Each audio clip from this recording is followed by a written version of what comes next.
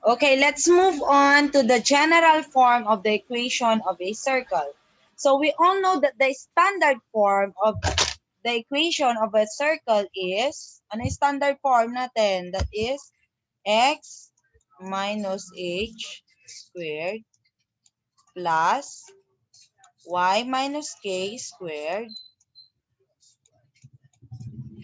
is equal to r squared. Okay, given this standard equation of a circle, we can find the general form of the equation of a circle. How? We need to expand the x minus h squared plus y minus k squared. So let's solve. So x squared, x, the first term, and then the exponent, x squared, minus, dahil minus yan, minus, i-bring down mo yung exponent niya, that is 2, minus 2, and multiply the first term to the second term, that is h and x. So, x times h, that is xh or hx. Kasi, mauuna si h sa alphabet. So, hx. And then, the last term is negative h squared, which is negative times negative, that is positive. So, plus h squared. Okay, FOIL method will do. Okay, FOIL method will do x minus h times x minus h. Gawin nyo na lang x minus h, kung nahirapan kayo dyan, times x minus h. Paano yung FOIL method? First term, outer term, inner term, and the last term. Okay, babalik ka. Ito lang din yung sagot. X squared minus 2hx plus h squared. Plus y squared, same process, y, and then the exponent, y squared, minus, bring down the exponent, that is 2, and then multiply y to k. So, y times k, that is yk or ky. And then, plus k squared. Bakit plus k squared? That is negative. Negative k times negative. This will be the last term, that is positive k squared, is equal to r squared. And then, what will happen? Unahin muna natin si x squared and the y squared. Kasi ang goal natin ay mahanap yung general form of the equation of a circle. Ito yung general form. Lagay ko sa baba para alam, may pattern kayo. X squared, may guide kayo. Y squared plus dx plus ey plus f is equal to 0. Okay, so unahin natin x squared plus y squared. And then what will be the next? Okay, negative 2hx. Then negative 2ky. And then plus h squared. I-arrange lang natin. Plus k squared. And then we need to equate the equation into 0 kasi yung general form natin is naka-equal to 0. So, minus, ilipat natin si r squared sa kabila. So, minus r squared is equal to 0. Okay. Ma'am, paano nakuha si dx, ey, and f?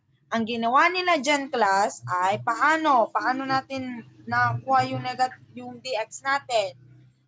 Para yung general form of the equation of a circle natin, hindi masyadong mahaba, ang ginawa nila is yung negative 2h, nirepresent nila as d.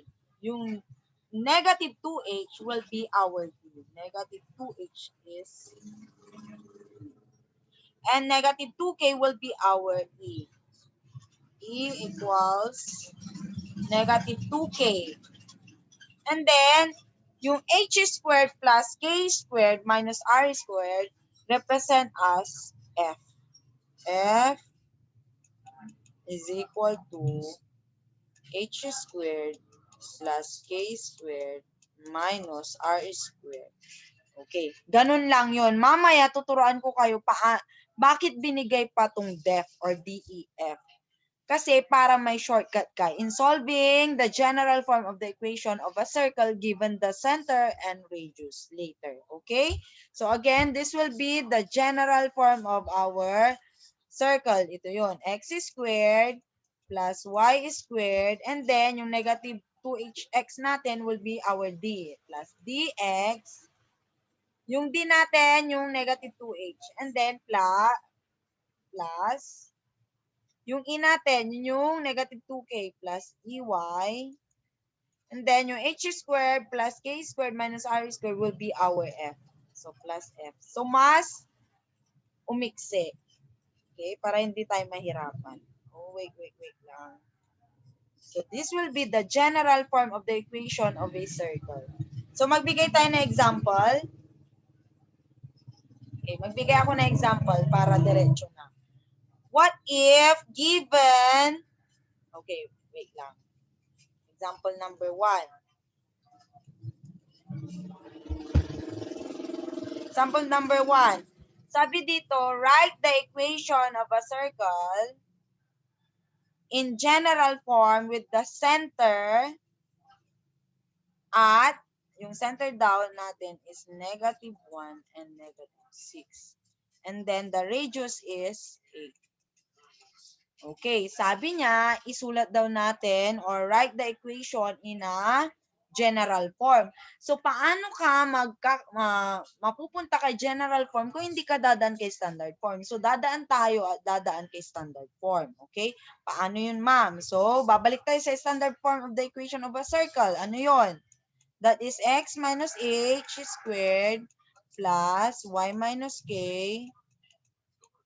squared is equal to r squared. And then substitute ulit. X, we all know this one is our h. Negative 1 is our h and k is negative 6. So minus negative 1 squared plus y minus, what is our k? That is negative 6. Negative 6 squared is equal to, ano yung r natin? Yung radius, that is 8. 8 is squared. And then, so therefore, x, negative times negative, positive, 1 squared, plus y minus negative 1, that is positive 1, 6, I mean 6 ito, plus 6 squared is equal to, 8 squared is 64. Not 16. Hindi yan 8 times 2. Okay, ito yung standard form of the equation of a circle. Kung ang pinapahanap ay standard form ng circle. Pero, ang pinapahanap sa atin is the general form. So, paano yun? Yung tulad ng ginawa natin kanina, expand natin itong x plus 1 squared. So, kung nahirapan kayo, you can use the FOIL method. FOIL method. First term, outer, inner, and the last term. Okay, let's use the easy way, that is x, and then copy the exponent, that is x squared. Okay, tanggalin muna natin yung parenthesis natin. So that is x squared, and then bring down the exponent, that is 2, and then multiply the value, the first term and the second term, that is x times 1, that is x. So 2x, and then the last term is 1 squared plus 1. And then plus y squared, the exponent, and then multiply, I bring down 2, the exponent, and then y times 6, that is 6y. So, that is 2 times 6y. Multiply natin. And then plus, what is 6 squared? That is 36. Is equal to 64. Okay? And then, we all know, sorry kasi maingay, malapit lang kami sa ano. So, we all know that the general form of the equation of a circle is x squared plus y squared plus dx plus ey plus f is equal to 0. Kailangan nating maging ganito yung x squared plus 2x and so on. So, simplify muna natin. That is x squared plus 2x plus 1 plus y squared plus 12y plus 36. And then, ilipat nyo na si 64 sa kabila kasi naka-equal to 0 yan. So, maging negative 64 is equal to 0. And then, i-arrange na natin. We all know that the general form is x squared plus y squared. So, unahin natin si x squared plus y squared. And then, yung 2x, yung dx natin, yung may coefficient na, may variable na x, kung meron man, that is 2x. That is 2x. So, wala naman siyang common term, that is still 2x pa rin. And then, our EY is yung may variable na y. That is 12. Yung coefficient niya is 12. So, plus 12y. And then, yung ating constant term, that is 1 and 36 and 64. What is 36 minus 64?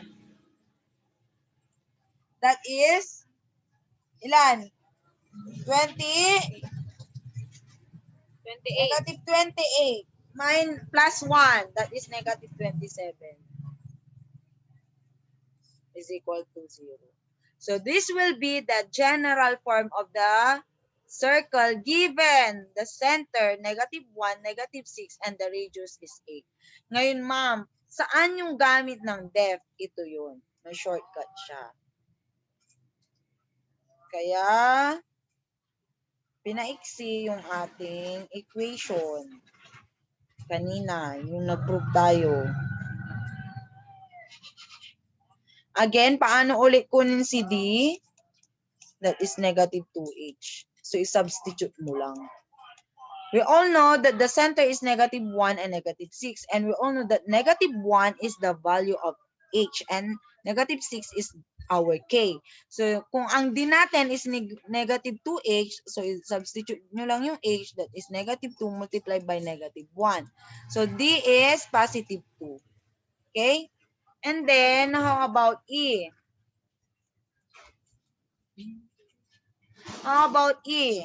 How to find E? That is negative 2k. And then, substitute natin yung value ng k, that is negative 6.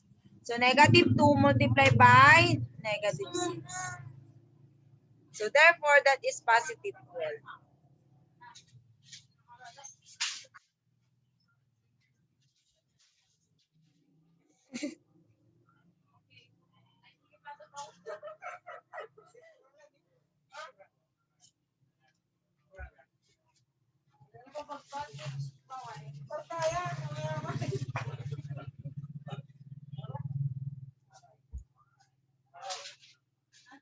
Hotdog.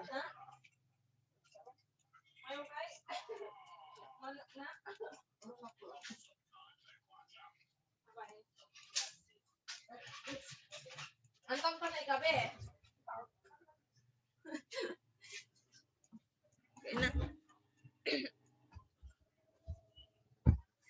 Okay, how about the value of f? That is h squared plus k squared minus r squared. So substitute mo lang. Ano yung h natin? Negative 1. So negative 1 is squared plus ano yung k natin? Negative 6. Negative 6 is squared.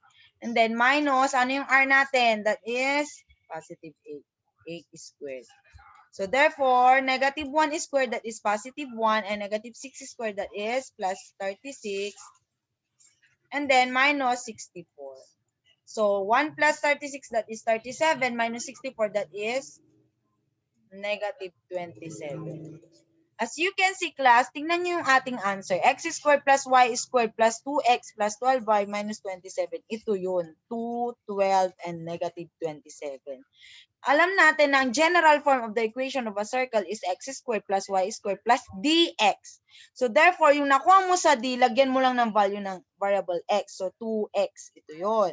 And then yung 12, lagyan mo lang ng y. That is our e. Yung kasama ni e lagi is si y. So 12y. And then the constant term is our f. That is negative 27. So minus 27. So kung pinapahanap agad sa'yo ng teacher mo, mag-direct ka na sa def. Kung magpapakamartir ka, isolve mo na yung mahaba. Okay? That will be the example number 1.